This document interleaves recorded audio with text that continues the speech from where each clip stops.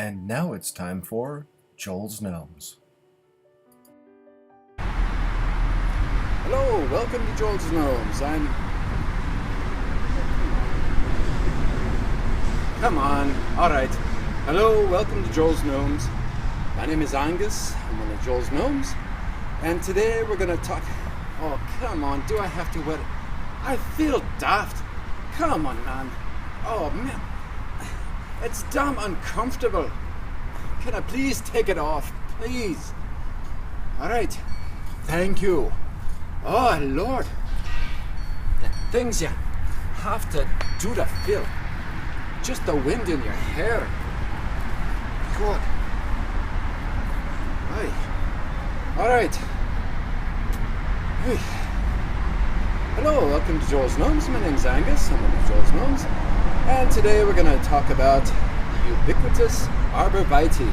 Now, ubiquitous plants is a series with us, and these are plants that you can find in any big box store and nursery this spring.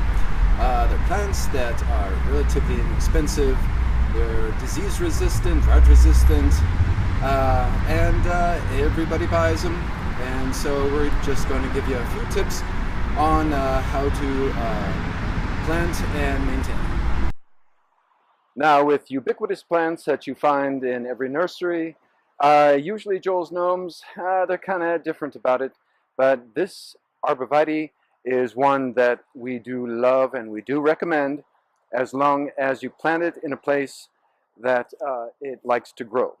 Now, Arborvitae will spread about 5 feet wide, and they'll get about 10 to 15 feet tall. And when you see them in your nursery, you may see one, oh, they're very cheap. They're about that tall, that wide. Not too expensive. You'll also find ones that are about $60 to $70. They may be 5 to 6 feet tall, and those are the ones that we recommend that you purchase.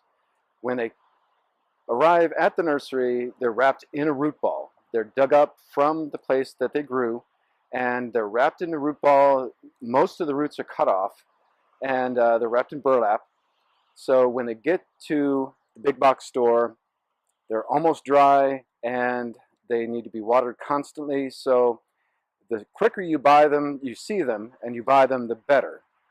Because the longer they last in the hot sun with that root ball, just the worse they're going to get. So as soon as you see them in the big box store, no matter how expensive they are, you need to get them. If you buy them very small, keep in mind they are going to get about 5 feet wide. So if you plant them on either side of your walkway to the house, the front yard, you want to plant them about 5 feet away from that. So they're going to look kind of stupid for the first 8 years or so. So most people plant them a lot closer, and then once they grow to their full size, they just get too unmanageable. And so I would recommend getting a larger plant, and so that way you have an idea of how large they're going to get. Oh God, the base. So if you're very careful and patient, you can plant them as a foundation plant. They're mostly used as a privacy fence, but in Joel's garden, he had us plant them as specimen shrubs. So we've planted a bunch of them as sort of natural pillars around his garden. These plants are all 12 feet or 12 years old. So, as with the other ubiquitous plants that we've reviewed so far in the past videos, these plants are disease resistant. They can tolerate a lot of soil conditions. They do not like to be very, very dry for long periods of time. So in the summer, you may have to water them occasionally. These are susceptible to mites as well as bagworms. Ooh, oi! And here's one of them wee buggers right now. So, if you want to avoid getting bagworms, be careful who you date. So another way is to keep your area clean. Didn't your father ever teach you anything? So in the spring, at least once a year, you dig deep. Down in the crotch, you pull out all that junk that's inside there. Get that all out, dispose of it, as well as replace your mulch in the spring.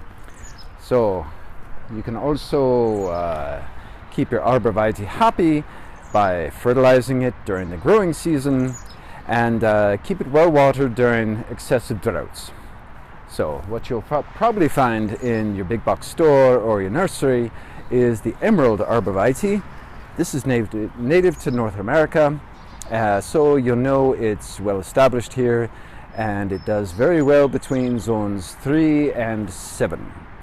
So once again, this is a ubiquitous plant that Joel's Gnomes do recommend. Once again, I am Angus. I'm one of Joel's Gnomes.